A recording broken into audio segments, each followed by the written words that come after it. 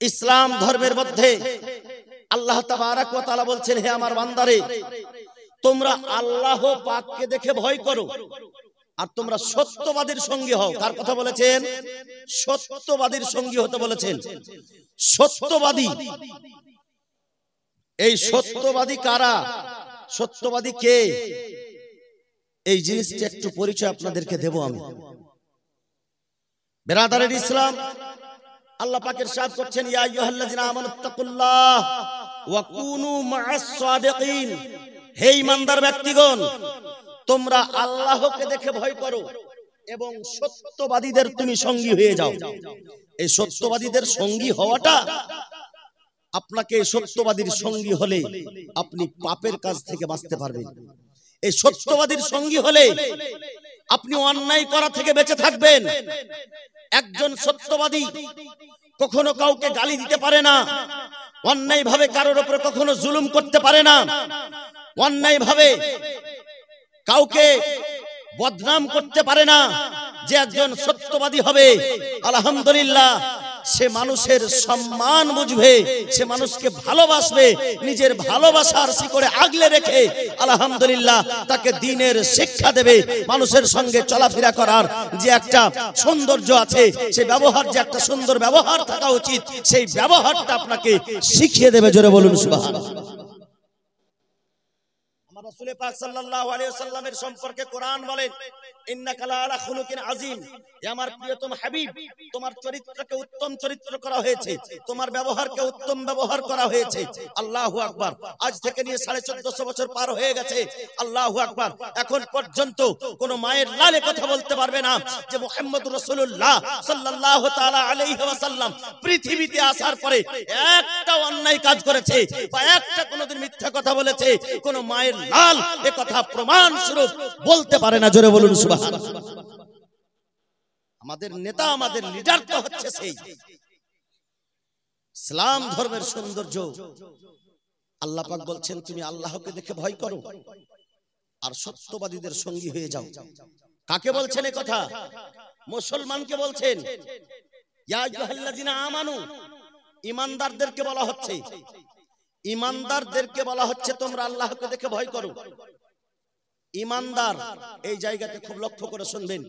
আল্লাহ পাক মুসলমানকে বলছে যারা আল্লাহকে মানে, যারা আল্লাহকে এক মানে, যারা জান্নাত জাহান্নামকে মানে, যারা আল্লাহর ফেরেশতাকে মানে, যারা কিয়ামতের দিবসকে মানে, যারা পুলিশের রাতকে মানে, যারা ফেরেশতা মণ্ডলীকে মানে, যারা আদম থেকে নিয়ে আমার রাসূল আকরাম পর্যন্ত নবীগণকে মানে, তাদেরকে বলা হচ্ছে যে যারা ঈমান নিয়ে এসেছে আমার প্রতি, যারা বিশ্বাস স্থাপন করেছে আমার প্রতি, তোমাদেরকে বলছি। এই জায়গাতে আল্লাহ তাবারাক ওয়া তাআলা ইয়া আইয়ুহাল্লাযিনা আমানু শব্দ দিয়ে নির্দিষ্ট করে দিয়েছেন। বেরাদারের ইসলাম, কোন মুশরিককে বলেন নাই, কোন কাফিরকে বলেন নাই, কোন নাস্তিককে বলেন নাই, কোন ইহুদাইকে বলেন নাই, কোন খ্রিস্টানকে বলেন নাই, কোন বেদিনকে বলেন নাই, কোন বেধর্মীকে বলেন নাই। যারা ঈমান নিয়ে এসেছে, যারা আল্লাহর প্রতি বিশ্বাস স্থাপন করেছে, তাদেরকে বলা হচ্ছে তোমরা আল্লাহকে দেখে ভয় করো। জোরে বলুন। খোদার ভয় মুসলমানকে করতে বলছে, তোমরা আল্লাহকে দেখে ভয় করো। যে মুসলমান আল্লাহকে দেখে ভয় করবে সে কেমন হবে জানেন? উঠিয়ে দেখুন ইতিহাস হযরত আবু বকর সিদ্দিকের। কেমন দয়া তার মনের মধ্যে, কেমন মায়া তার মনের মধ্যে। যারা আল্লাহকে দেখে ভয় করবে, আমি আজকে সমাজ সোসাইটির লোকজনদেরকে জানাতে চাই, বলতে চাই, খোদা ভীরু কাকে বলে? আমরা তো অনেকেই বলে থাকি আমি আল্লাহকে দেখে ভয় করি, আল্লাহ ছাড়া কাউকে দেখে ভয় করি না। আল্লাহকে ভয় করার এটা মুখে দাবি হলো, তার জন্য একটা প্রমাণ হওয়া দরকার। প্রমাণ কি? আল্লাহকে দেখে ভয় করার প্রমাণ দেখেন। বিরাদারের ইসলাম, আপনি রাতের অন্ধকারে এই রাস্তা দিয়ে যাচ্ছেন, মনে করেন রাস্তার সামনে কোনো জিনিস, অন্য মানুষের কিছু রাখা আছে, একটা সাইকেল বা একটা আর কিছু রাখা আছে। আপনি যদি ইচ্ছা করেন সেইখান থেকে সেই মালটা চুরি করতে পারবেন। নিশিরাত, অন্ধকার রাত, আপনাকে কেউ দেখে না, আপনি সেই সাইকেলটা চুরি করতে পারবেন। অথচ আপনি সেই জায়গাতে আপনার ক্ষমতা থাকা সত্ত্বেও, চুরি করার ক্ষমতা থাকা সত্ত্বেও আপনি সেই জায়গাতে শুধু একটাই কথা মনে করলেন যে আমাকে পৃথিবীর কোনো মানুষ না দেখলেও আমার দুই ঘাড়ের ফেরেশতা আমার কথা লিখছে আর আমার আল্লাহ আমাকে দেখছে। যদি আমি এই জায়গা থেকে সাইকেল চুরি করি বিরাদারেন ইসলাম, তো সেই সাইকেল চুরি করার অপরাধে যদি দুনিয়ার মানুষ জানতে না পারে, দুনিয়ার মানুষ তো আমাকে শাস্তি দেবে না, কিন্তু আল্লাহ তাবারাক ওয়া তাআলা কবরে যাওয়ার পরে এই সাইকেলটা চুরি করার অপরাধে আমাকে শাস্তি দেবে। তার জন্য যদি খোদার ভয়কে অন্তরে রেখে আপনি চুরি না করেন, সেটা হলো খোদার ভয়। জোরে বলুন সুবহানাল্লাহ। আপনি চুরি করতে পারতেন, চাইলে চুরি করতে পারতেন, করলেন না কেন? আল্লাহ আমাকে শাস্তি দেবে। আল্লাহ কি বলছেন জানেন? আস-সারিকু আস-সারিকাতু আস-সারিকু ওয়াস-সারিকাতু ফাকতাউ আইদিয়াহুমা। চোর এবং চোরনি, মেয়েরাও চুরি করে, চোর এবং চোরনি দুটোরই হাত কেটে নেওয়া হোক। ইসলামের শাস্তি কি? চোর এবং চোরনি দুটোরই যেন হাত কেটে নেওয়া হয়। আমাদের ভারতবর্ষের সংবিধানের জন্য সেই শাস্তি হয়তো আমরা মানুষ দিই না, কিন্তু যখন পাবলিকের হাতে চোর পড়ে যায় তার থেকে বড় শাস্তি পেয়ে নেই। যাই হোক, চোরকে শাস্তি দেওয়ার অধিকার যারা রাখে সেই প্রশাসনের হাতে আমরা দিয়ে থাকি অনেক সময়, এটা ভালো কাজ। বিরাদারেন ইসলাম, মুআজ্জাজ মুহতারাম, তবে একটা কথা শুনে রাখুন, একজন মুসলমান আপনাকে শিখাচ্ছে কি যে আপনি কখনো চুরি করতে পারবেন না। সে আপনি মুসলমানের হোক বা অন্য কোনো মানুষের হোক, বিরাদারেন ইসলাম, আপনি কোনো মানুষের কোনো মাল চুরি করতে পারবেন না, কোনো মানুষের সম্পত্তি আপনি নষ্ট করতে পারবেন না, কোনো মানুষের সম্পত্তি আপনি কেড়ে নিতে পারবেন না, কোনো মানুষের সম্পত্তি আপনি জোর করে নিতে পারবেন না, কোনো ইয়াতিমের মাল আপনি জোর করে নিতে পারবেন না। বিরাদারেন ইসলাম, আমার ইসলাম শিখাচ্ছে এটা যে আপনি কারোর অন্যায় করে কোনো জিনিসের মাল, আপনি কারোর মাল নিতে পারেন না। আর যদি আপনি গায়ের জোরে নিয়ে থাকেন, আল্লাহ ছাড় দেয়, ছেড়ে দেয় না। আল্লাহ তাবারাক ওয়া তাআলা কবরের মাঝে আপনার পাই পাই করে পক্ষানুপক্ষ ভাবে অক্ষরে অক্ষরে আপনার হিসাব নিয়ে নেবে। জোরে বলুন। আপনাকে হিসাবটা কার কাছে দিতে হবে? আল্লাহর কাছে। যে যতই বলুক না কেন, বিরাদারেন ইসলাম, গায়ের জোর শুধুমাত্র পৃথিবীতে যখন মারা যাবে তার কিন্তু হিসাব হবে। প্রতিটা ধর্মের লোকেরা এটাই বলে, তারও হিসাব হবে। গায়ের জোরে আজকে সম্পত্তি কেড়ে নেওয়ার চেষ্টা চলবে না। কোন মুসলমানও নিতে পারে না, আর অন্য কোন মানুষও নিতে পারে না। কারোর জিনিস জোর করে নেওয়া উচিত নয়। এটা আল্লাহ তাবারাক ওয়া তাআলার বিধান। যদি খোদার ভয় অন্তরের মধ্যে থাকে, আপনি জুয়া খেলতে পারবেন, তাসের পাতা নিয়ে হাতে বসতে পারবেন, অথচ আল্লাহকে ভয় করে বসেন না। আপনি ইচ্ছা করলে সুদ খেতে পারবেন, আল্লাহর ভয়ে খাচ্ছেন না। আপনি ইচ্ছা করলে জিনা করতে পারবেন, ব্যভিচারী হতে পারবেন, আল্লাহর ভয়ে করছেন না। বিরাদারেন ইসলাম, এটা হলো খোদার ভয়। আপনার ক্ষমতা থাকা সত্ত্বেও, আপনার হিম্মত থাকা সত্ত্বেও আপনি সেই জায়গাতে, বিরাদারেন ইসলাম, আপনি সেই জায়গাতে আপনি সেই ভুল কাজটি, গুনার কাজটি করা থেকে আপনি বিরত থাকছেন। আমরা তো ইসলাম ধর্ম আমাদেরকে শিক্ষা দিয়েছে বিরাদারেন ইসলাম যে আপনি চুরি করতে পারবেন না, বেঈমানি করতে পারবেন না, শয়তানি করতে পারবেন না, আপনি মিথ্যা কথা বলতে পারবেন না, অন্যায়ভাবে কাউকে কষ্ট দিতে পারবেন না, একজন মুসলমান হয়ে আপনি কাউকে গালি দিতে পারবেন না। এই বিরাদারেন ইসলাম, মুআজ্জাজ মুহতারাম, তবে মুসলমান কি পারবে? পারবে কি? পাড়ার মধ্যে যদি দেখতে যান, আল্লাহু আকবার, তো মুসলমান পারবে মানুষকে শ্রদ্ধা করতে, মুসলমান পারবে মানুষকে ভালোবাসতে, মুসলমান পারবে জাতিকে ভালোবাসতে, মুসলমান পারবে বিরাদারেন ইসলাম আল্লাহ তাবারাক ওয়া তাআলার হুকুমকে অক্ষরে অক্ষরে পালন করতে। জোরে বলুন। কিন্তু আমরা সুবহানাল্লাহ, আল্লাহ তাবারাক ওয়া তাআলার লক্ষ কোটি শুকরিয়া যে আল্লাহ তাবারাক ওয়া তাআলা আমাদেরকে মুসলমান বানিয়েছে। লক্ষ কোটি শুকরিয়া, আলহামদুলিল্লাহ, সুম্মা আলহামদুলিল্লাহ। কারণ যদি আপনি লক্ষ্য করে দেখেন, এই সাততাবাক আসমান বিনা খুঁটি খাম্বায় ঝুলন্ত আছে। কারোর বাপের ক্ষমতা আছে যে আসমানকে দাঁড় করে রাখিয়ে দেয়? শুধুমাত্র আল্লাহ পাকেরই ক্ষমতা। সূর্য পশ্চিম দিক, পূর্ব দিক থেকে উঠে পশ্চিম দিকে যায়, একমাত্র আল্লাহ পাকের ক্ষমতা। আল্লাহ তাবারাক ওয়া তাআলা যদি চাই যেটা ইচ্ছা করবেন সেটা করতে পারবেন বিরাদারান ইসলাম। কিন্তু মহান স্রষ্টা মহান রব্বুল আলামিন আল্লাহ যে মানব জাতিকে তৈরি করেছে, সেই মানব জাতির প্রতিটা জাতির উপরে আল্লাহর মেহেরবানি আছে। আপনি লক্ষ্য করে দেখেন, যখন বৃষ্টি বর্ষণ হয়, এই বৃষ্টির জল শুধু আমার মুসলমানের জন্য প্রয়োজন নয়, কাফিরের জন্য প্রয়োজন আছে, নাস্তিকের জন্য প্রয়োজন আছে, ইহুদির জন্য প্রয়োজন আছে, খ্রিস্টানের জন্য প্রয়োজন আছে। আল্লাহ জাতিকে তৈরি করেছে, সকলেরই উপরে বৃষ্টি বর্ষণ হয় কি হয় না? হয়। এই যে আমাদের গাছপালা অক্সিজেন দেয়, শুধু কি মুসলমানকে দেয়? সকলকে অক্সিজেন দেয়। এই গাছপালাকে সৃষ্টি করেছে কে? আল্লাহ।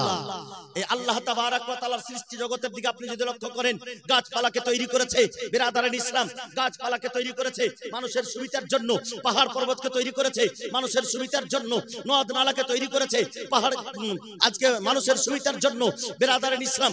গাছপালা মানুষকে অক্সিজেন দেয়, সূর্য মানুষকে আলোর কিরণ দেয় বিরাদারান ইসলাম।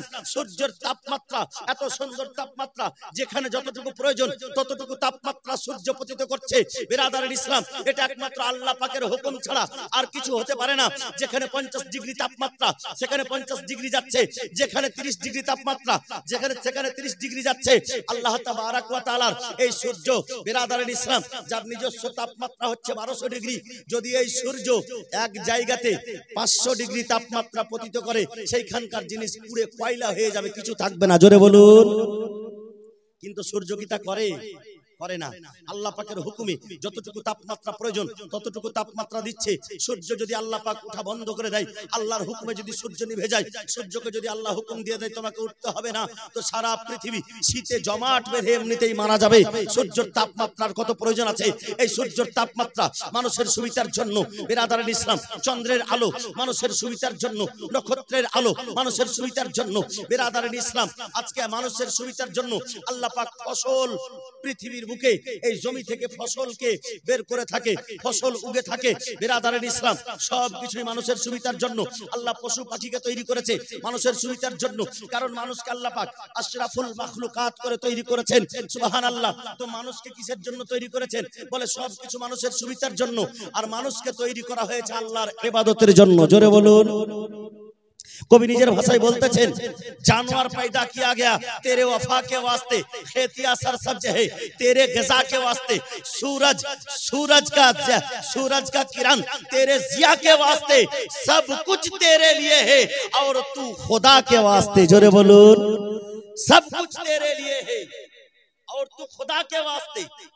আল্লাহ পাক সব কিছুর সুবিধা তোমাকে দিয়েছে, তুমি আল্লাহ পাকের ওয়াস্তে। আল্লাহ পাক তোমাকে তৈরি করেছে, আল্লাহ পাক তোমাকে সৃষ্টি করেছে। এই বিরাদারান ইসলাম, যখন আমরা মায়ের পেটে থাকি তখন আমাদের মুখ দিয়ে খাদ্য খাওয়ারও আমাদের ক্ষমতা হয় না।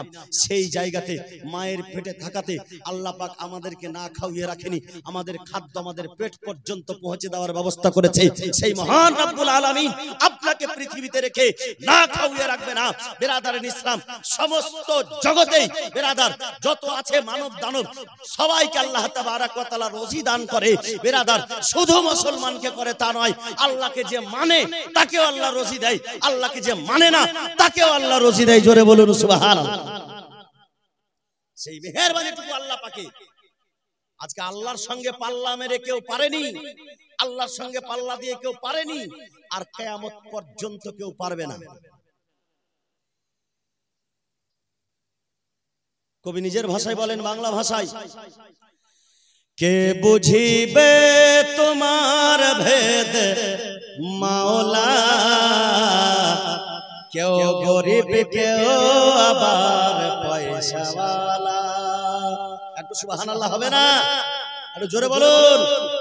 কে বুঝিবে তোমার ভেদ মাওলা, কেউ গরিব কেউ আবার পয়সাওয়ালা, কেউ সকালে ধনী হয় মাওলা, কেন গরিব আবার সন্ধ্যাবেলা। তুমি মানুষকে সৃষ্টি করিয়া এক আসনে দিয়েছো রাখিয়া, তুমি সৃষ্টি করিয়া এক আসনে দিয়েছ রাখিয়া আজকে ধনী গরিবকে দেখিয়া আজকে ধনী গরিবকে দেখিয়া কেন করে আবার এত হেলা কে বুঝিবে তোমার ভেদ মাওলা কেউ গরিব কেউ আবার পয়সাওয়ালা কেউ সকালে ধনী হয় মাওলা কেন গরিব আবার সন্ধ্যাবেলা। কবি কি বলছেন শুনুন, কথাটি খুব লক্ষ্য করে শুনবেন। যে তোমাকে করিছে অমান্য তুমি আহার যোগাও তার জন্য। জোরে বলে যে আল্লাহকে মানে আল্লাহ তাকেও খাদ্য দেয়, যে আল্লাহকে মানে না অমান্য করছে আল্লাহ তাকেও খাওয়ায়, না খাওয়িয়ে কাউকে রাখে না। কবি বলতেছেন যে তোমাকে করিছে অমান্য তুমি আহার যোগাও তার জন্য তুমি সবার মুখে দাও অন্ন তুমি সবার মুখে দাও অন্ন কে কাফির কে তোমার মাননেওয়ালা কে বুঝিবে তোমার ভেদ মাওলা কেউ গরিব কেউ আবার পয়সাওয়ালা কেউ সকালে ধনী হয় মাওলা কেন গরিব আবার সন্ধ্যাবেলা কেউ সকালে ধনী হয় মাওলা কেন গরিব আবার সন্ধ্যাবেলা। ব্রাদারান ইসলাম মুআজ্জাজ মুহতারাম সামাইন ইকরাম, আল্লাহ তাবারাক ওয়া তাআলা যাকে সৃষ্টি করেছে সেই সৃষ্টি জীবকে ঘৃণা করার অধিকার আমার নেই। সে যদিও কাফির হয় আল্লাহর মাখলুক আছে, সে আল্লাহকে মানে না, আল্লাহকে মানেনি, সে আল্লাহর কাছে হিসাব দিবে। আল্লাহর পায়গাম তার কাছে পৌঁছে যাচ্ছে, আল্লাহর পায়গাম পৌঁছাতে বাকি নাই। মুআজ্জাজ মুহতারাম সামাইন ইকরাম ভাইদস্ত বাবাজিরা আমার, আল্লাহ তাবারাক ওয়া তাআলা বলছেন তুমি আল্লাহকে দেখে ভয় করো আর সত্যবাদীদের সঙ্গী হয়ে যাও। সত্যবাদী কারা? এই যে সত্যবাদী একজন শুয়ে আছেন আল্লাহর ওলি, আল্লাহ তাবারাক ওয়া তাআলার প্রিয় বান্দা। বিরাদারের ইসলাম, সত্যবাদীর কথা আল্লাহ পাক বলেছেন সত্যবাদীর সঙ্গী হও। আপনি তো চিনতে পারবেন না সত্যবাদী কে, সত্যবাদী কারা। আল্লাহ পাক বলতেছেন আনআমাল্লাহু আলাইহিম আনআমতা আলাইহিম, যার উপরে আল্লাহ পাকের ইনআম আছে, পুরস্কার আছে, আল্লাহ যাদেরকে পুরস্কার দিয়েছে তারা হচ্ছে সত্যবাদী। বলে পুরস্কার কার উপরে আছে? আল্লাহ পাকের সাথ করেন আনআমাল্লাহু আলাইহিম মিনান নাবিয়্যিনা ওয়াস সিদ্দিকিনা ওয়াস শুহাদা ওয়াস সালিহিন। বলে সত্যবাদী কি বলে আল্লাহর ইনাম, আল্লাহর পুরস্কার নবীদের উপর আছে, আল্লাহর পুরস্কার শুহাদাদের উপরে আছে, আল্লাহর পুরস্কার সাহাবীদের উপরে আছে, আল্লাহর পুরস্কার আল্লাহর ওলিদের উপরে আছে। জোরে বলুন সুবহানাল্লাহ। মুআজ্জাজ মুহতারাম, এই আল্লাহর পুরস্কৃত যারা বান্দা, যদিও মাজার শরীফে ঘুমিয়ে আছে, মুমিন কখনো মরে যায় না, মুমিন মরে যায় না। আরে দেহ থেকে শুধু প্রাণ পাখিটা বেরিয়ে যায়। যদি মানুষ মরে যাবে, যদি মানুষ মরে যায় তো সেই মানুষের কবরের আযাব কি করে হবে? সেই মানুষের কবরে হিসাব কিভাবে হবে? সেই মানুষের হাসরে হিসাব কিভাবে হবে? মানুষ মরে শেষ হয়ে যায় না, মানুষের হিসাব হয়, একজন সাধারণ মানুষ যদি শেষ না হয়ে যায়, আল্লাহর ওলিরা শেষ হয়ে যায়? হয় না। আল্লাহর ওলিরাকে আল্লাহ পাক সুরক্ষিত রাখে কবরেও। আরে এই মাটি দেখতে পাচ্ছেন? মাটি, আপনি এই মাটির ভিতরে যদি লোহাকে রাখেন না, তো লোহাকেও খেয়ে নিবে 2-4-5 মাসে, 2-4-5 বছরে। খাবে না? খাবে না? মাটিতে লোহাকেও খেয়ে নিবে। এই মাটির এতটা ক্ষমতা আছে, মাটি সব খেয়ে নিবে। এই যে খড়কুটা সামনে রাখা আছে আপনার, মাটির তলে গেড়ে দেন, কিছুদিন পর খুঁজে পাবেন, অস্তিত্ব শেষ করে দেবে মাটি খেয়ে। এই যে বাঁশগুলা দেখতে পাচ্ছেন, বাঁশগুলাকে গেড়ে দেন, কিছুদিন পরে শেষ করে দেবে। কিন্তু আমাদের এই নরম চামড়া, যারা আল্লাহর ওলি, তারা কবরের ভিতরে অক্ষয়িত ভাবে আছে, সুন্দর আছে, ভালো আছে, তাদের দেহকে মাটি স্পর্শ করে না, তারা সুরক্ষিত আছে মাটির ভিতরেও। জোরে বলুন সুবহানাল্লাহ। মাটির ভিতরেও তাদের দেহ পচে না। আরে যখন আল্লাহ তাবারক ওয়া তাআলা মাটিকে এতটা পাওয়ারফুল করেছে যে মাটির লোহাকেও খেতে পারে, মাটির ভিতরে যখন এতটা পাওয়ার, আপনি বড় বড় গাছ, বড় বড় কাঠ, এই বাঁশ পর্যন্ত লোহা মাটির ভিতরে আপনি রাখেন, 2 মাস টপতে দেবে না, মাটি খেয়ে নেবে। সেই মাটিকে আল্লাহ পাক এত পাওয়ারফুল করে তৈরি করার পরেও মাটিকে এই শক্তি দেয়নি যে আমার যারা নেক বান্দা, আমার যারা ওলি, তাদেরকে তুমি খেতে পাবে না। তবে বিশ্বাস এখানে হয়ে গেল, বিরাদারান ইসলাম, যে যত পাওয়ারে আসুক না কেন, মুসলমানের ক্ষতি পৃথিবীতেও করতে পারবে না, কবরে যাওয়ার পরেও মুসলমানের ক্ষতি করতে পারবে না। জোরে বলুন সুবহানাল্লাহ। মুসলমানের ক্ষতি এই পৃথিবীতেও করতে পারবে না, মুসলমানের ক্ষতি কবরে যাওয়ার পরেও করতে পারবে না। তবে শর্ত হচ্ছে একটা, মুসলমান যেন হক পথে থাকে, অন্যায়ের রাস্তায় না যায়। আজকে মুসলমানের উপরে জুলুম হচ্ছে, এটাতে শুধু ভাবিয়েন না যে শুধু যে জুলুম করছে তারই ভুল।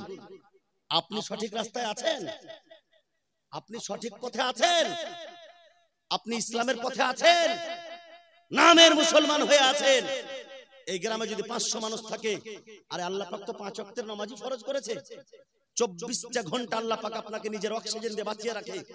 আপনি জানেন পৃথিবীর বুকে আপনি বেঁচে থাকার জন্য প্রতিদিন 2.5 লক্ষ চাইতে বেশি আপনি শ্বাস প্রশ্বাস নেন, 2.5 লক্ষ বার চাইতে বেশি প্রতিবার আপনাকে আল্লাহ তাআলা অক্সিজেন দেয়। আপনি যান মালদা হাসপাতালে, সোনুসকান যান, দিশারিতে যান, আর কলকাতায় যান, আর বোম্বাইয়ে যান, শুধু অক্সিজেন যদি আপনাকে লাগিয়ে রাখে তো প্রতিদিন কমপক্ষে এই ছোট মোটো নার্সিং হোমগুলোতে 10,000 করে বিল উঠবে। বড় জায়গাতে গেলে তো আপনার 50,000 দিনে বিল উঠতে পারে না। যে অক্সিজেন এই পৃথিবীতে বেঁচে থাকার জন্য, যে অক্সিজেন আপনাকে 50,000 টাকা দিনে আপনাকে যে অক্সিজেনের বিল দিতে হবে, কাল কিয়ামতের ময়দানে আল্লাহ তাআলা যদি আপনাকে প্রশ্ন করে নেয়, বান্দারে তুমি আমার অক্সিজেন মুক্ত অক্সিজেন নিয়ে তুমি পৃথিবীতে বেঁচে থেকেছো, 60 বছর বেঁচেছো, আর প্রতিদিন তুমি 2.5 লক্ষ বার করে তুমি শ্বাস প্রশ্বাস নিয়েছো, ও আমার বান্দা, আজকে তোমার সেই অক্সিজেনের শুধু মূল্যটুকু তোমাকে দিতে হবে। আছে কোনো মায়ের লালের ক্ষমতা যে আল্লাহর সামনে তার অক্সিজেনের মূল্য দিয়ে দেয়? আছে সেই রকম কোন ধনী ব্যক্তি? আল্লাহ পাকের নিয়ামতের হক আদায় করতে আমরা পারবো না। মুসলমান যদি মুসলমান হয়ে থাকে, প্রকৃতিক মুসলমান হয়ে থাকে, জঙ্গলে যদি রাস্তা ভুলে যায়, বাঘে এসে আপনাকে রাস্তা দেখাবে। দেখায়নি? সদল্লাপুরের আল্লাহর ওলি যাকে বাঘ এসে হেফাজত করেছে। আছেন কোথায় আপনি? আপনার ঈমান সঠিক নাই, আপনি বলছেন আমার উপরে জুলুম হচ্ছে। আরে জুলুম তো তুমি নিজের উপরে নিজে করেছো আগে, আল্লাহর রাস্তা থেকে সরে গিয়ে। আমাদের শুধু নামের আমরা মুসলমান হয়ে আছি, আমলের দিক থেকে দেখেন এই 24 ঘন্টার মধ্যে 5 ওয়াক্তের নামাজে যদি 10 মিনিট করে সময় মনে করেন আপনি, 50 মিনিট 60 মিনিট ধরে নিলাম 1 ঘন্টা, 23 ঘন্টা আপনি নিজের জন্য খরচ করুন। 1টা ঘন্টা আল্লাহর ঘরে গিয়ে ইবাদত করা যাবে না? কত লোক নামাজ পড়ে গ্রামে? পড়েছেন কখনো? না। এই যে পীরের মাজার, আল্লাহর ওলি, বাহ, এই আল্লাহর ওলিদের মাজারে আসলে জানেন অন্তর শীতল হয়ে যায়, কারণ যে ইনি হচ্ছেন একজন নেক বান্দা। কিন্তু জানেন কি, তবুও ইনার মাজারে আসাটা আমাদের জন্য মুস্তাহাব কাজ, আল্লাহ ফরজ করেনি। আলিম ওলামা আছে, কোন আলিম, কোন মায়ের লাল এই কথা বলতে পারবে না যে পীরের মাজারে যাওয়াটা ফরজ। আমি শুধু বক্তব্য আপনাদের এই গ্রামে আসলাম সেই নয়, পুরো পশ্চিম বাংলা, ঝাড়খণ্ড, বিহার, আসাম পর্যন্ত আমি বক্তব্য করতে যাই, আলহামদুলিল্লাহ। আর যে কথাটা বলি, যে ফতোয়াটা বলি, ডাঙ্কার চোটে বলি, সারা পৃথিবীর মধ্যে কোনো মায়ের লাল মুফতি যদি থাকে, আমার ফতোয়াকে আমি যেটা বলবো ইনশাআল্লাহ সেটাকে ও কাটবে, তখন আমি সঙ্গে সঙ্গে মাথা নত করবো তার সামনে। মাজারে যাওয়ার জন্য আল্লাহ পাক তাবারাক ওয়া তাআলা তোমাকে ফরজ করেনি, ওয়াজিবও করেনি, মুস্তাহাব আছে। আল্লাহর ওলিদের মাজারে তুমি যাবে, মুস্তাহাব নেকি পাবে, সব আছে। মনের অন্তর পর্যন্ত, অন্তরের জড় পর্যন্ত ঠান্ডা হয়ে যাবে, কারণ তিনি সেই জায়গাতে একজন আল্লাহর ওলি বিশিষ্ট বান্দা শুয়ে আছে। কিন্তু 5 ওয়াক্ত মসজিদে যাওয়াটা তোমার জন্য ফরজ করেছে, ফরজ করেনি? জানে না? শুধু নাবালিগের উপরে নামাজ ফরজ নাই, আর পাগলের উপরে। বুঝলেন যে যারা নামাজ পড়ে না তারা হয় নাবালিগ না তো পাগল, বালিগই হয়নি এখনো। মুসলমান মাইন্ডে নেবেন না কথা, কথাটাকে ভালো করে আগে বুঝুন, চিন্তা করুন। একটা সময় ছিল মাত্র 313 জন সাহাবী রাসূল, তার চাইতে হয়তো বেশি ছিল। জয় কে হয়েছিল? সাহাবী রাসূল 313 জন। হিম্মতে মারদা মাদাদে খোদা, তুমি আল্লাহকে বলে ভুলে যাবে, আল্লাহর রাস্তা ছেড়ে দেবে, অন্যায়ের পর অন্যায় করবে, হারাম টাকা রোজগার করে উপার্জন করে তুমি নিজের ফ্যামিলি চালাবে। আজকে সুদের টাকা, ঘুষের টাকা, বেঈমানি করা টাকা, ঠকে নেওয়া টাকা, চাকরি দেব বলে বেঈমানি করা টাকা, কত টাকা খরচ করে তোমার ফ্যামিলি পুষবে তুমি? আল্লাহ এমন জালিম বাদশা পাঠিয়ে দেবে তোমার উপরে, অক্ষরে অক্ষরে তোমার দুনিয়াতে হিসাব বের হয়ে যাবে। সদিয়ে দেখেন, আলিম সাহেবকে জিজ্ঞাসা করবেন আপনার ইমামকে, মানুষ যখন বেশি অন্যায়ের পথে নেমে যায় আল্লাহ তাদের উপরে জালিম বাদশা নিযুক্ত করে দেয়। সেই দিনটা কি আর দূরে আছে? দূরে নেই। মানব জাতি, তুমি নিজে বাঁচো, তুমি নিজে শান্তি থাকো, হারাম থেকে বাঁচো, ভয় করো, আল্লাহকে দেখে ভয় করো, আল্লাহ তাবারাক ওয়া তাআলার উপাসনা করো, আল্লাহ পাকের ইবাদত করো, তোমার জীবনের রক্ষা হবে। বিরাদার, আল্লাহ তাবারাক ওয়া তাআলা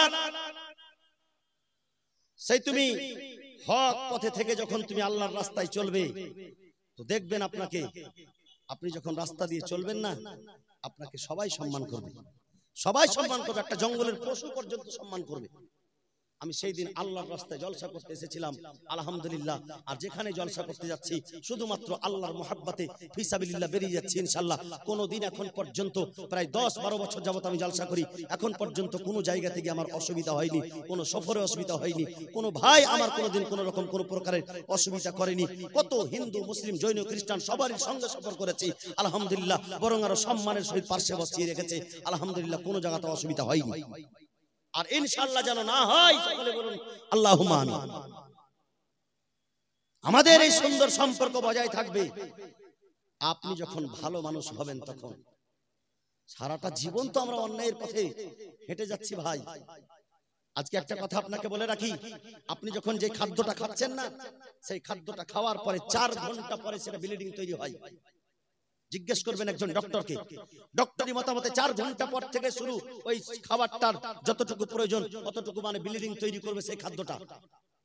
আর সেই খাদ্যটা যদি আপনি হারাম টাকা রোজগার করা খাদ্য খান, তো হারাম টাকা দিয়ে খাদ্য খেলেন, আর রক্ত যেটা তৈরি হবে সেটা তো হারামের রক্তই তৈরি হবে না, ভালো তো রক্ত তৈরি হবে। সে হারামের রক্ত দিয়ে আপনি ভালো কাজ করতে পারবেন না? আপনি মুসলমানকে ভালোবাসতে পারবেন না? আপনি জাতিকে ভালোবাসতে পারবেন না? আপনি ধার্মিক কোনো কাজ করতে পারবেন? আপনার মাথাতে শুধু শয়তানি বাস করবে, বাসা বেঁধে নেবে। বেঁচে থাকুন হারাম কাজ থেকে। আসসালামু আলাইকুম ওয়া রাহমাতুল্লাহ। ওয়া আলাইকুম সালাম ওয়া রাহমাতুল্লাহ।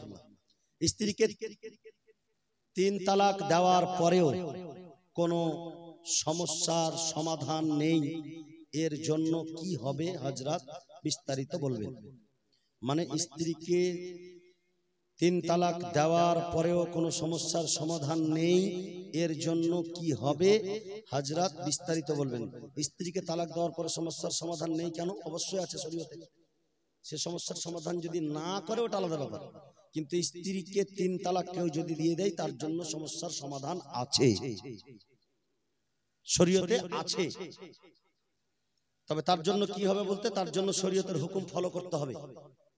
আল্লাহ তাবারক ওয়া তাআলা ইরশাদ করেন কোরআনের মধ্যে, দ্বিতীয় পারা সূরা বাকারা আয়াত নম্বর 230, আল্লাহ তাবারক ওয়া তাআলা ইরশাদ করেন ফাইন তাল্লাকাহা ফালা তুহিল্লা লাহু, তুমি যদি তোমার স্ত্রীকে 3 তালাক দিয়ে দাও, তোমার স্ত্রী ততক্ষণ পর্যন্ত তোমার উপরে হালাল হবে না যতক্ষণ পর্যন্ত দ্বিতীয় স্বামীর কাছে না গেছে। এটাকে বলা হয় শরীয়তের ভাষায় হালালা। তার মানে হলো এটা যে তুমি তাকে সঙ্গে সঙ্গে ফিরিয়ে দিতে পারবে না, ওর আবার অন্য কোথাও বিয়ে হবে, ও যদি ছেড়ে দেয় তারপর আপনি বিয়ে করতে পারবেন। 3 তালাক দিয়ে দেওয়া মানে শেষ। সে ভারতবর্ষের সংবিধানে কি বলছে বা ভারতবর্ষের লোক কি বলছে ওটা আলাদা কথা, কোরআনের যেটা হুকুম। তবে আমাদের সংবিধান কখনো, ভারতের সংবিধান কখনো অন্যায় কথা বলেনি, এটা কিন্তু শুনতে পাইনি। সংবিধান সবার জন্য সমান করা আছে, কোন মানুষ যদি অন্যায় কথা বলছে সেটা আলাদা ব্যাপার। 3 তালাক ইসলাম ধর্মের মধ্যে আছে। যদি 3 তালাক কেউ দিয়ে দেয়, তার স্ত্রীকে তার কাছে রাখা সরাসরি হারাম হবে। যদি সে রাখে, যতদিন থাকবে সে গুনাহ করবে। যদি সেই অবস্থায় তার সন্তান জন্ম হয়ে যায়, সন্তানটা জারক সন্তান হবে, সন্তানটা ভালো সন্তান হবে না। আপনি সারা বিশ্বের যে কোনো মুফতিকে ফতোয়া জিজ্ঞাসা করতে পারেন, 3 তালাক ক্লিয়ার করে দেওয়ার পরে তার স্ত্রী তার থাকে না, অন্য মেয়ে হয়ে যায়, অন্য মেয়েকে নিজের বাড়িতে রাখা আর সেই সময় সেই স্ত্রীকে রাখা একই সমান হয়ে যাবে। আমি স্টেজে আছি, আলহামদুলিল্লাহ আপনারা ইঙ্গিত আকারের কথা অবশ্যই বুঝতে পেরেছেন, পারেননি? তারপরে কেউ যদি রাখে, ইসলামিক নিয়ম হলো সে যেন শরীয়তের হুকুম ফলো করে। যদি সে শরীয়তের হুকুম ফলো না করে, সমাজের মধ্যে তাকে নিয়ে বিচার করতে হবে। সেটাও যদি না মানে, তাকে সমাজ থেকে বাইকট করতে হবে। মুসলমানের কর্তব্য, না করলে পুরো গ্রামবাসী গুনাহগার হবে। এটা হচ্ছে শরীয়তের কঠোর হুকুম, কোরআনের হুকুম। কোরআনের হুকুম পরিবর্তন হয়নি আর কিয়ামত পর্যন্ত হবে না। লা তাবদিলা লিকালিমাতিল্লাহ, আল্লাহর কথার পরিবর্তন নাই। হ্যাঁ, অনেক সময় ভারতবর্ষে থাকার জন্য আমাদেরকে, যেমন আমরা কোরআনকে সম্মান করি, বুকের ভিতরে রেখেছি, ঠিক তেমনি আমাদের একটা হাতে ভারতের সংবিধান আছে। সেই সংবিধানকে সম্মান করতে গিয়ে অনেক জায়গাতে কোরআনের কথার উপরে আমরা বিশ্বাস রাখি, কিন্তু হয়তো আমলে নিয়ে আসতে পারি না, তার উপরে আমল করতে পারি না। যেমন আমি একটু আগে বললাম, চোর আর চোরনির হাত কেটে নিতে হবে। আপনি হাত কাটলে আপনাকে প্রশাসনিক শাস্তি হতে পারে, তার জন্য আপনি কি করবেন? তাকে প্রশাসনের হাওয়ালাই করে দেন, সে প্রশাসন তাকে শাস্তি দেবে, ঠিক না? জানিয়া আজানিয়া ওয়া জানিয়াত আজানিয়াতু ওয়া জানিয়া, জানি এবং জানিয়া যদি জেনার জন্য ধরা পড়ে, তাকে সংস্কার করতে হবে। বিবাহিত মেয়ে বা পুরুষ থাকলে সংস্কার মানে কি জানেন? তাকে রজম করে দিতে হবে, শেষ করে দিতে হবে। আমাদের ভারতবর্ষের সংবিধানকে সম্মান করতে গিয়ে আমরা সেই কথার উপরে আমল করি না। আমরা কোরআনের আমলটা বন্ধ রেখেছি, বিশ্বাস রেখেছি কোরআনের উপরে, কিন্তু আমলটা আছে কিনা ভারতবর্ষে বন্ধ আছে। তার মানেই হলো এটা যে আমরা যেমন কোরআনকে সম্মান করি, তেমন আমরা ভারতের সংবিধানকেও সম্মান করি। জোরে বলুন, আমরা ভারতের সংবিধানকেও সম্মান করি। যদি আমাদের ডান হাতে কোরআন আছে, তো বাম হাতে আমরা সংবিধানকে রেখেছি। ভারতবর্ষে আমরা বসবাস করছি, আমাদের জন্য আল্লাহও ছাড় রেখেছে, আল্লাহ পাকও অফার রেখেছে। আল্লাহ পাকেরও পছন্দ যে তোমরা ভারতে আছো, তোমরা মিলেমিশে থাকো। হিসাব তো আল্লাহ নেওয়ালা, তুমি কে কার হিসাব নেবে? আল্লাহ তাবারক ওয়া তাআলার কাছে সবারই হিসাব হবে, সবারই হিসাব হবে। সে যে কোনো জাতির হোক না কেন, যে কোনো কোয়ালিটির হোক না কেন, যতই পয়সাওয়ালা হোক না কেন, যতই বড় নেতা হোক না কেন, যতই বড় আলিম হোক না কেন, বেরাদারান ইসলাম, সকলকে আল্লাহর হিসাব, আল্লাহর কাছে আল্লাহর হিসাব দিয়ে দিতে হবে। আল্লাহ পাক কোরআন পাকের মধ্যে ইরশাদ করেন, ফামান ইয়ামাল মিসকালা যাররাতিন খায়রান ইয়ারা ওয়া মান ইয়ামাল মিসকালা যাররাতিন শাররান ইয়ারা। তুমি যদি যাররা পরিমাণ ভুল কাজ করো, অন্যায় কাজ করো, খারাপ কাজ করো, সেটারও তোমাকে শাস্তি পেতে হবে। আর তুমি যদি যাররা পরিমাণ ভালো কাজ করো, আল্লাহ পাক সেটার জন্য তোমাকে পুরস্কার দেবে। জোরে বলুন। মুসলমানকে একটা যাররা পরিমাণ অন্যায় করার হুকুম আল্লাহ দেয়নি, যে যদি তুমি যাররা পরিমাণ অন্যায় করবে, ভুল করবে, তোমাকে আল্লাহ শাস্তি দেবে, তুমি সাবধান হয়ে যাও। তুমি আল্লাহর প্রতি ঈমান নিয়ে এসেছো। বেরাদারান ইসলাম, মুআজ্জাজ মুহতারাম সামাইরে ইকরাম, বয়োজ্যেষ্ঠ বাবাজিরা, তবে যে প্রশ্ন করেছেন আলহামদুলিল্লাহ, প্রশ্নটা আপনারা খুব ভালো করে চিন্তা ভাবনা করবেন। কখনো নিজের স্ত্রীকে অযথা তালাক দিবেন না। মিশকাত শরীফের হাদিস, আল্লাহ রাসূল সাল্লাল্লাহু আলাইহি সাল্লাম ইরশাদ করেন যে আল্লাহ পাকের দরবারে জায়েজ কামের মধ্যে দুটো কাজ আল্লাহ অপছন্দ করে, ঘৃণা করে আল্লাহ। দুটো কাজ যদি জায়েজ হয়ে যায়, যেমন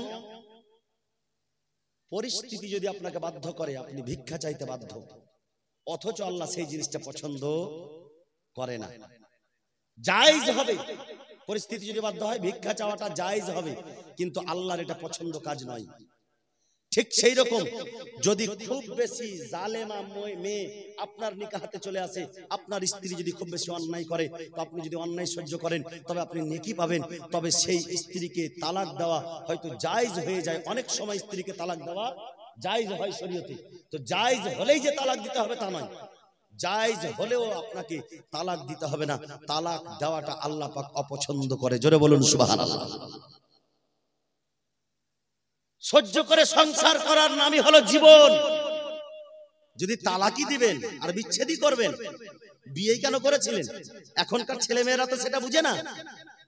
মেয়েরাও ঠিক তাই, চললো কোর্টে আর ডিভোর্স করে পাঠিয়ে দিল, মনে হচ্ছে বাপের জমিদারি আছে একবারে।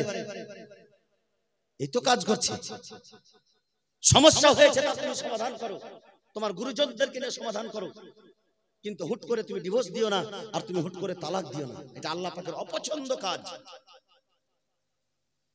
আর এই অপছন্দ কাজ করলে আল্লাহ তাবারক ওয়া তাআলা খুশি হয় না, বেজার হয়। আল্লাহ কখনো খুশি হয় না, আল্লাহর রহমত হয় না, জহমত হয়। তার জন্য স্ত্রীকে খবরদার তালাক দেবেন না। আর যদি কেউ 3 তালাক সম্পূর্ণ দিয়ে দেয়, তবে সেই স্ত্রীকে নিয়ে সংসার করা যাবে না, যাবে না, যাবে না, কোনো মতেই শরীয়তে যাবে না। হ্যাঁ, শরীয়তের যা পদ্ধতি আছে সেই পদ্ধতি, সেই আইন শৃঙ্খলা মেনে, শরীয়তের আইনকে সামনে রেখে তার প্রতি আমল করে তারপরে আবার সেই স্ত্রীর সঙ্গে সে সংসার করতে পারবে, নচেত পারবে না। বিরাদারিন ইসলাম, মুআজ্জাজ মুহতারাম সামাইরে ইকরাম, আমরা হচ্ছে ঈমানদার, আমরা হচ্ছে মুসলমান। আল্লাহ পাক বলতেছেন ইয়া আইয়ুহাল্লাযিনা আমানুত্তাকুল্লাহ ওয়া কুনু মা'আস সাদিকিন, হে ঈমানদার ব্যক্তিগণ, তোমরা আল্লাহ পাককে দেখে ভয় করো এবং তোমরা সত্যবাদীদের সঙ্গী হয়ে যাও। বিরাদারিন ইসলাম, মুআজ্জাজ মুহতারাম, ওয়াকিয়ানুস বাদশা মুসলমানের উপরে জুলুম করতে শুরু করেছিল। কোরআনে সূরা কাহাফের মধ্যে ঘটনা আছে। ওয়াকিয়ানুস বাদশা মুসলমানের উপরে এত জুলুম অন্যায় শুরু করেছিল যার সীমা ছিল না।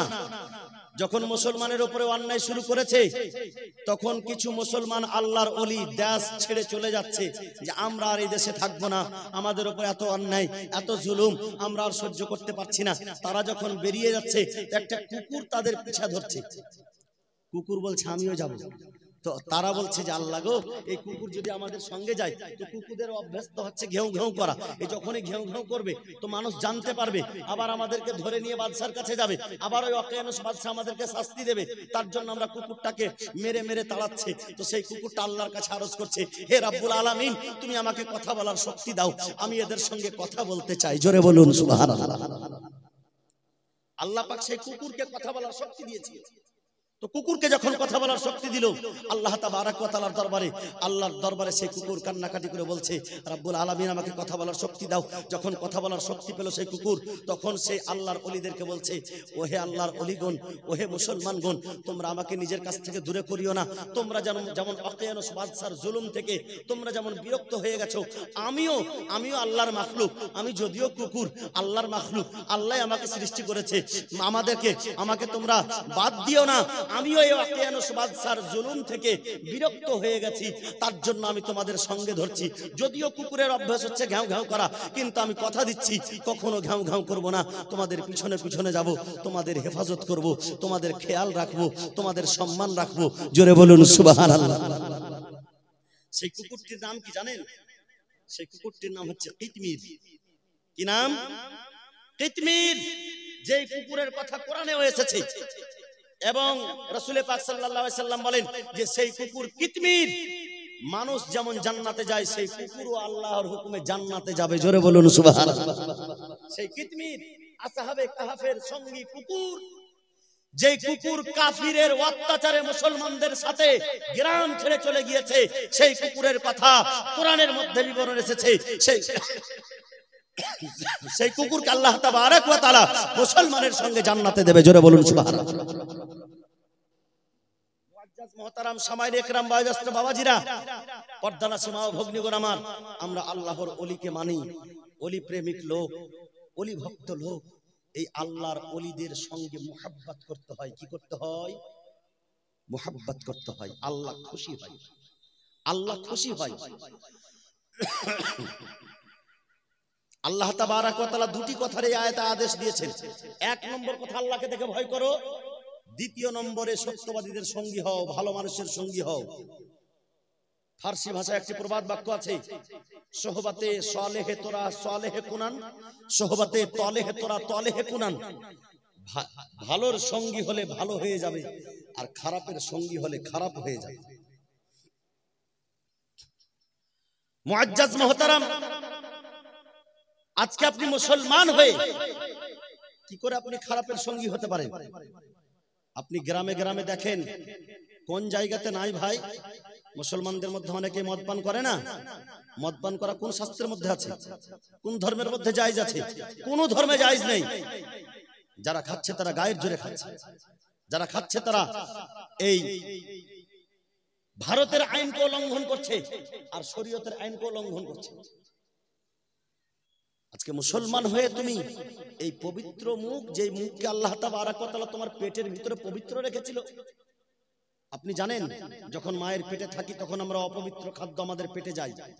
সেই সময় আল্লাহ তাবারক ওয়া তাআলা মুখ দিয়ে কানেকশন করেনি, নারী দিয়ে কানেকশন ছিল। কেন জানেন? এজন্যই যে মুখটা তোমার সত্য কথা বলার জন্য, মুখটা তোমার কোরআনের তেলাওয়াত করার জন্য, মুখটা তোমার নবীর প্রশংসা করার জন্য, মুখটা তোমার নবীর হাদিস পড়ার জন্য, মুখটা তোমার আল্লাহর ওলিদের প্রশংসা করার জন্য, মুখটা তোমার নামাজের সময় সূরা তেলাওয়াত করার জন্য, মুখটা তোমার হচ্ছে বাপ মায়ের কদমে চুমো দেওয়ার জন্য, মুখটা তোমার হচ্ছে হাজরে আসওয়াদে চুমো দেওয়ার জন্য। এই মুখটাতে মদ লাগানোর জন্য নয়, গীবত করার জন্য নয়, চুগলি করার জন্য নয়, হারাম খাওয়ার জন্য নয়। এই মুখটা তোমার পবিত্র করা হয়েছে। ঘুষের টাকা এই মুখ দিয়ে খাওয়া যাবে না, সুদের টাকা এই মুখ দিয়ে খাওয়া যাবে না, বেঈমানির টাকা এই মুখ দিয়ে খাওয়া যাবে না, ছিনতাই করা টাকা এই মুখ দিয়ে খাওয়া যাবে না, চুরি করা টাকা এই মুখ দিয়ে খাওয়া যাবে না। বেরাদারিন ইসলাম, এই মুখ দিয়ে আপনি হারাম কাজ করতে পারেন না। যদি আপনার প্রয়োজন হয় তো আপনি অন্য রাস্তা দিয়ে করেন। খাওয়ার রাস্তা তো একটাই, তাই না ভাই? আল্লাহ পাক আমাদের খাওয়ার রাস্তা একটাই করেছে। যদি সুদের টাকা খেতেই হয় তো মুখ দিয়ে নয়, অন্য রাস্তা দিয়ে খান। আর যদি আপনার কাছে রাস্তা থাকে শরীরের মধ্যে, তো দেখেন খুঁজে। খবরদার মুসলমান, ঈমান নিয়ে আসার পরে, আল্লাহ আল্লাহর রাসূলকে ভালোবাসার পরে, আজকে আমি মা বোনদেরকেও বলবো, এই যে মায়েরা আমার বসে আছে, জানেন যদি কোনো মায়ের স্বামী মদখোর হয়ে যায়, কে আছে ভাই? আয় কেন ঢিলা চালাচ্ছিস তোরা রে ওখানে রে? এই বাবু, আয় কেন, কে আছে বাচ্চারা, কেন ঢিলা চালাচ্ছ বাবু?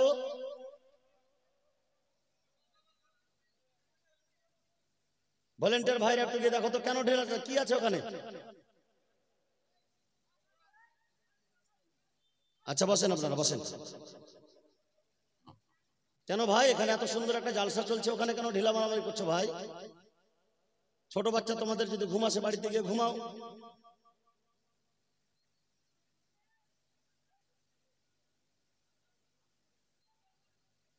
আম তুলতে গেছে, এখানে চুরির কথা শিক্ষা দিচ্ছ, আম চুরি করতে গেছে। এই দেখেন, এর থেকে পাগলা আর কেউ আছে?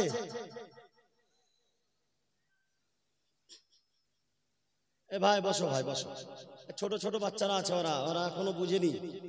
এ ভাই ওখানে বদমাশি করো না ভাই, চলে এসো, বসো, সামনে বসো।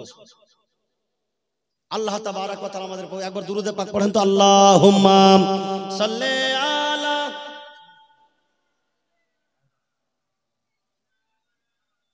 মুহাম্মাদ ওয়া আলা আলে ওয়া আলা আলে সাইয়্যিদিনা মাওলানা মুহাম্মদ। কে চেহারা নূরেতে ভরা আদর্শ কোরআনের পারা। একটু জোরে বলেন সুবহানাল্লাহ।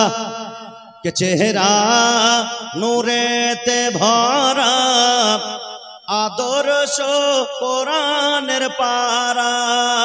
চেহারা নূরেতে ভরা আদর্শ কোরআনের পারা। কে জান্নাতের চাবি যার হাতে তিনি উম্মতের সাহারা। চেহারা নূরেতে ভরা আদর্শ কোরআনের পারা। পাথর কদম চুমে বৃক্ষ দেখিলে ঝুমে। জোরে বলুন সুবহানাল্লাহ। বাংলা কথা বোঝা যাচ্ছে না বা? আমার নবী যখন পথে হাঁটতেন তো পাথরে পা পড়লে পাথরটা আমার নবীর কদমে চুমো দিত। জোরে বলুন সুবহানাল্লাহ। আর বৃক্ষ যত গাছপালা ঝুমে ঝুমে আমার নবীকে সালাম দিত। হাদিসে পাকের মধ্যে পাওয়া যায় ইরহাসের ঘটনাগুলি। আমার রাসূল পাকের আবির্ভাবের পূর্বে হযরতে আম্মা আমিনা রাদিয়াল্লাহু তাআলা আনহা যখন পানি নেওয়ার জন্য যেতেন তো গাছপালা ঝুঁকে ঝুঁকে হযরতে আমিনাকেও সালাম করতে। জোরে বলুন সুবহানাল্লাহ। কারণ পেটে আছে নূরে মুহাম্মাদি, পেটে আছে নূরে মুহাম্মাদি, তার জন্য হযরতে আম্মা আমিনাকেও সালাম করতেন ফেরেশতারা এবং কি বলে গাছপালা পর্যন্ত সালাম করত। কবি সেই ভাষাতেই লিখেছে যে পাথর কদম চুমে বৃক্ষ দেখিলে ঝুমে। পাথর কদম চুমে বৃক্ষ দেখিলে ঝুমে। কে ঝাঁকে ঝাঁকে সালাম দে, ঝাঁকে ঝাঁকে সালাম দে জান্নাতের ফেরেশতারা। চেহারা নূরেতে ভরা আদর্শ কোরআনের পারা। খুশবু ঘামের ফোঁটাতে থু থু ব্যথা মিটাতে। জোরে বলুন। বাংলা ভাষা বুঝতে অসুবিধা হবে না ইনশাআল্লাহ। এই জানেন বাংলাদেশের এক পাগলা, একেবারে পাগলা, আবু জেহেলের বংশধরের লোক, তার নাম হলো আব্দুর রাজ্জাক বিন ইউসুফ। এই একটা ছেলে বলছে হযরত আব্দুর রাজ্জাক বিন ইউসুফ এই বলেছে সেই বলেছে। আমি বলছি আব্দুর রাজ্জাক বিন ইউসুফ গরু ছাগলের পেচ্ছাবকে পাক বলেছে, কি করবা গায়ে মেখে দিবা নাকি? যারা বলেন নাউজুবিল্লাহ। আব্দুর রাজ্জাকের বেটা আব্দুল্লাহ বলছে যেই পশুর মাংস খাওয়া যায় তার পদার্থও যায়, তার পদার্থ পবিত্র। কি বলছে? তার পদার্থ পবিত্র। এই বেটা রামদেবের বংশধর ছিল মনে হয়। আরে পেচ্ছাব পায়খানা কখনো পবিত্র হয়? হবে গো? পেচ্ছাব তো পেচ্ছাবই হয়। ছি, কি করে বললো পবিত্র? পেচ্ছাবে যতটা জীবাণু থাকে আপনি ডক্টরকে গিয়ে জিজ্ঞাসা করবেন। পেচ্ছাবে এত ওই ব্লিচিং কেন মারা হয়? পেচ্ছাবখানায় পরিষ্কার কেন করা হয় বারবার করে? পেচ্ছাবে এতটাই জীবাণু থাকে যে সম্পূর্ণটা পেচ্ছাব পায়খানা একেবারে জীবাণু তেলাব্রেজ থাকে, একবারে মাখানো থাকে। সেই অপবিত্র জিনিস, নোংরা জিনিসকে কি করে একজন মুসলমান স্কলার তুমি বলছো যে সেটা পবিত্র? সেটা তো নাপাক।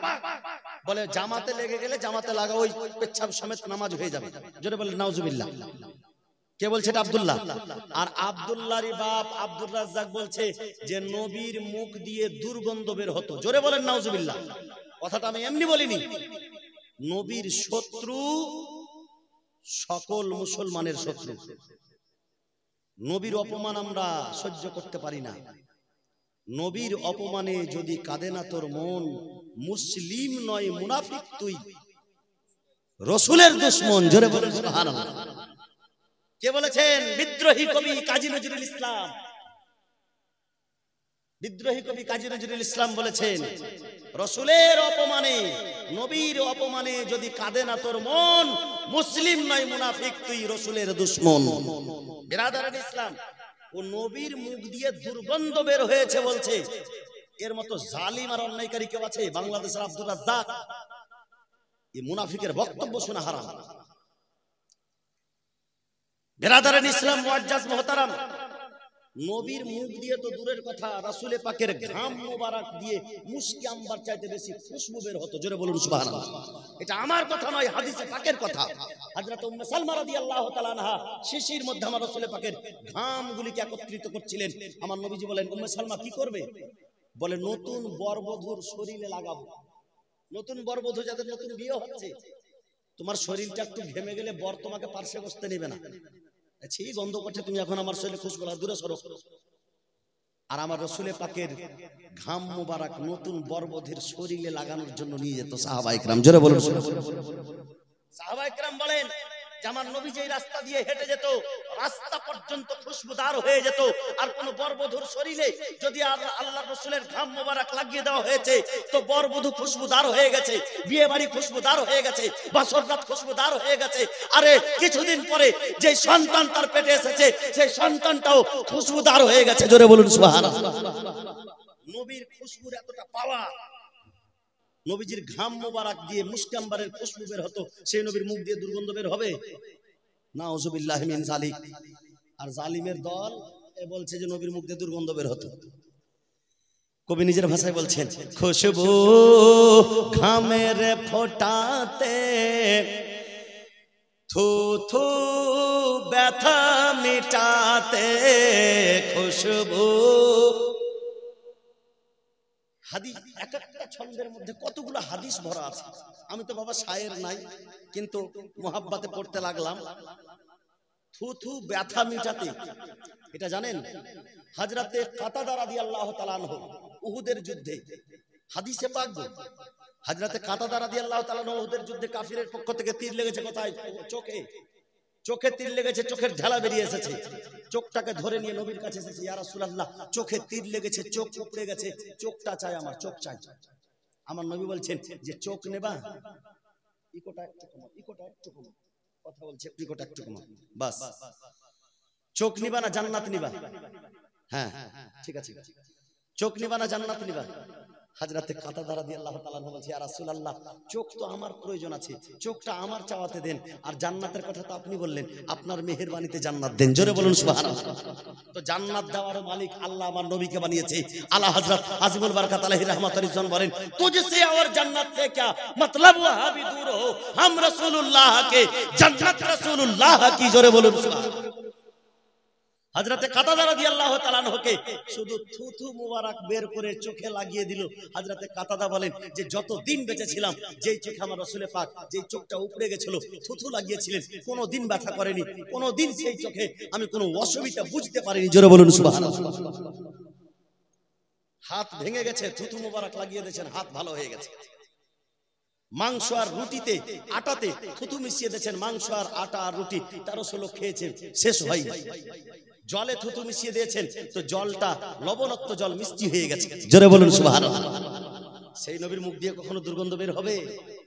কবি নিজের ভাষায় বলছেন, খুশবু ঘামের ফোঁটাতে থু থু ব্যথা মিটাতে, খুশবু ঘামের ফোঁটাতে থু থু ব্যথা মিটাতে, সে নবীর আঙ্গুলের, সে নবীর আঙ্গুলে বর্ণ পানির ধারা, চেহারা নূরেতে ভরা, আদর্শ কোরআনের পারা, চেহারা নূরেতে ভরা, আদর্শ কোরআনের পারা।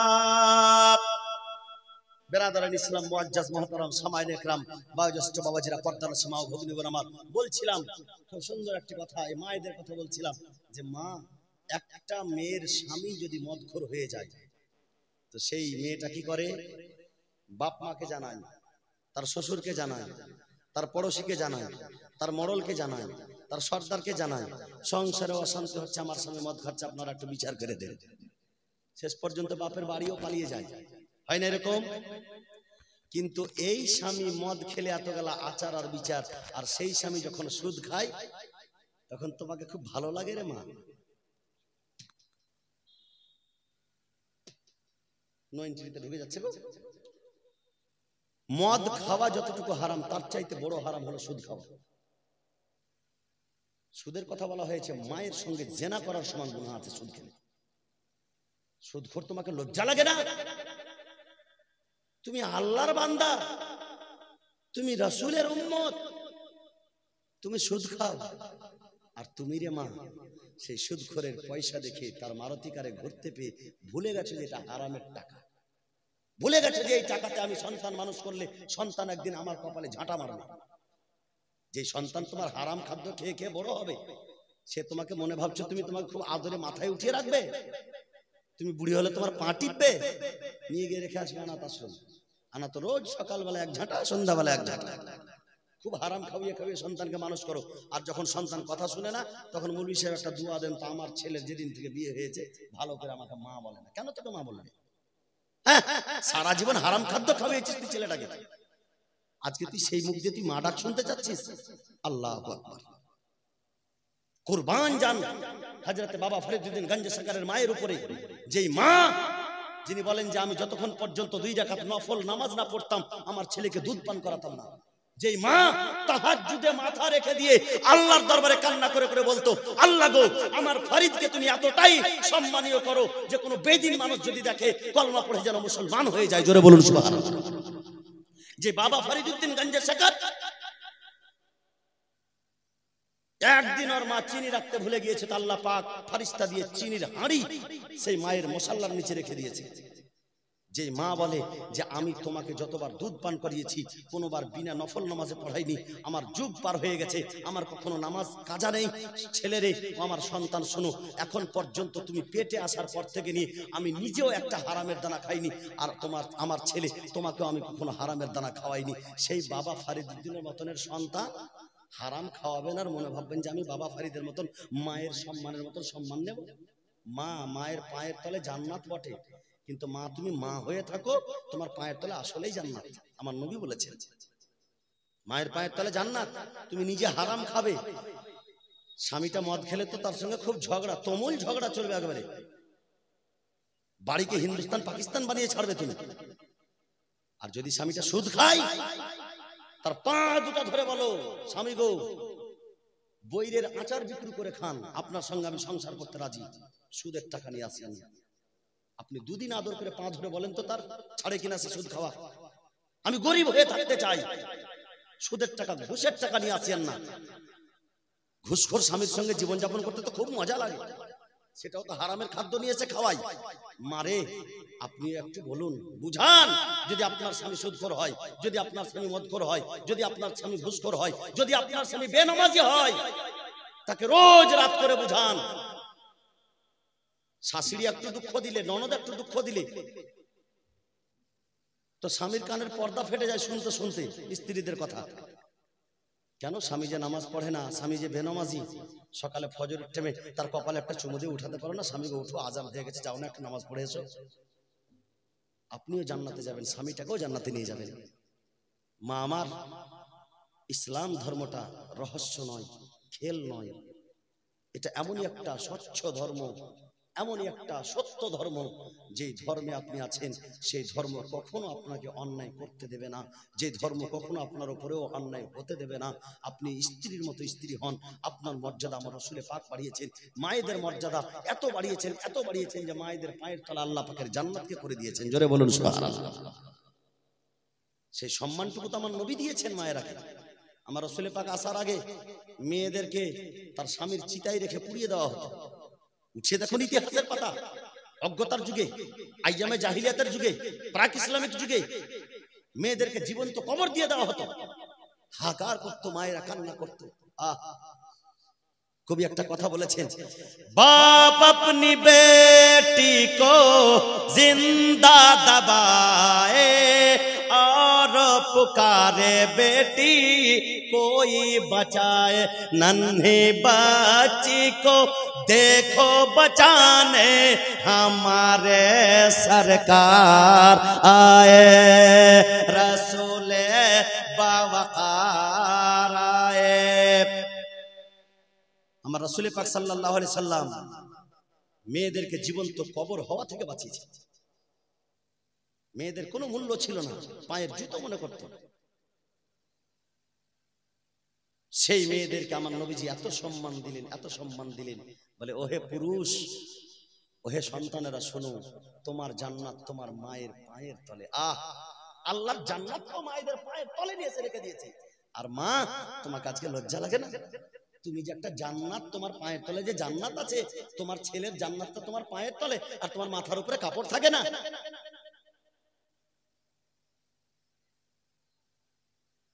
আল্লাহু আকবার। যাক, যুগের পরিস্থিতি মায়েরা তো খুব ভালোই বুঝছে। মা ধার্মিক হন, ইনশাআল্লাহ দেখবেন আপনার বাড়িটা জান্নাত হয়ে যাবে। আপনার বাড়িটাতে সুখ পাবেন, আপনি শান্তি কি জিনিস আপনি খুঁজে পাবেন। শান্তি কাকে বলে আপনি বুঝতে পারবেন। বিরাদার ইসলাম, মুআজ্জাজ মুহতারাম সামাইরি কিরাম, আমাদের ব্যবহারের জন্য আমরা শান্তি খুঁজে পাই না। শান্তি অশান্তির আগুন লেগে আছে। আজকে দেশে দেখুন অশান্তির আগুন জ্বলছে, আজকে গ্রামে দেখুন অশান্তির আগুন জ্বলছে, আজকে বাড়িতে দেখুন স্বামী স্ত্রীর মধ্যে অশান্তির আগুন জ্বলছে, আজকে ভাই ভাই ভাই অশান্তির আগুন জ্বলছে, আজকে বাপ ছেলেতে অশান্তির আগুন জ্বলছে। অশান্তি অশান্তি সব জায়গাতে অশান্তি, বিশৃঙ্খলা সৃষ্টি হয়ে আছে। বলে মাওলানা সাহেব, অশান্তি তো সত্যি লেগে আছে, তবে শান্তি কোথায় আছে বলুন? আমি বলবো না। আল্লাহ পাক আজ থেকে 1450 বছর আগে কোরআন যখন নাজিল করে, কোরআনের উপরে আল্লাহ পাক বলে দিয়েছেন, আলা বিযিকরিল্লাহি তাতমাইন্নুল কুলুব। আল্লাহর জিক্র আজকারে মনের শীতলতা আছে, শান্তি আছে। তুমি আল্লাহর ইবাদত করো, তোমার মন শান্তি হয়ে যাবে। তুমি 5 ওয়াক্তের নামাজ পড়ো, কোরআনের তেলাওয়াত করো, হালাল রুজি রোজগার করো, ইনশাআল্লাহ তোমার অন্তর শান্তি হবে, তোমার বাড়িটাও জান্নাত হয়ে যাবে। জোরে বলুন সুবহানাল্লাহ। আমরা হচ্ছে ওলি প্রেমিক মানুষ, নবীর ভক্ত, খোদা ভীরু লোক। আল্লাহকে দেখে শুধু ভয় করি, আর নবীকে বেতহাশা মোহাব্বত করি, বেতহাশা মোহাব্বত করি। আর নবীর মোহাব্বতে কোনো দুর্বলতা নাই, নবীর মোহাব্বতে কোনো কমতি নাই। নবীর মোহাব্বতে যদি মরতে হয় মরে যাব, চলে যেতে হয় চলে যাব। নবীর মোহাব্বতটা সর্বাপেক্ষা। কি मोहम्मद सफा तूने तो हम तेरे हैं, ये जहां क्या चीज है लौह कलम तेरे हैं। मोहम्मद की मोहब्बत दीन हक की शर्त अव्वल है, इसमें अगर हो कुछ खामी सब कुछ नामुकम्मल है। যদি নবীর মোহাব্বত অন্তরে সঠিকভাবে না থাকে, ঈমান পূর্ণ হবে না। আর নবীর মোহাব্বতে যদি আমরাকে জীবন দিয়ে দিতে হয়, আমরা দিতে রাজি আছি। গোলামানে मुस्तफा जान देने से नहीं डरते, ये सब रह जाए या कट जाए कुछ परवाह नहीं करते। ना घबराओ मुसलमानों, अभी खुदा की शान बाकी है, अभी इस्लाम जिंदा है, अभी कुरान बाकी है। जितना जुल्म करना हो कर लो, अभी करबला का आखिरी मैदान बाकी है, अभी इस्लाम जिंदा है, अभी कुरान बाकी है। नबी के मानने वाले हैं हम, नबी से मोहब्बत करने वाले हैं हम। अरे तुम क्या मुझे डराओगे? जिसके दिल में खुदा का डर हो वो किसी से नहीं डरता। जिसके दिल में खुदा का खौफ हो वो किसी दरिंदे से नहीं खौफ खाता। जिसके दिल में खुदा का डर हो, ना वो कब्र में डरता है, ना हश्र में डरता है, ना दुनिया में डरता है, ना और किसी भी दुनिया के कोने में, किसी भी गोशे में, किसी भी जंगल में, किसी भी शहर में, कहीं भी उसको रख दो, कहीं नहीं डरता। खुदा का जो शेर होता है वो कभी डरता नहीं। जोरे बोलो।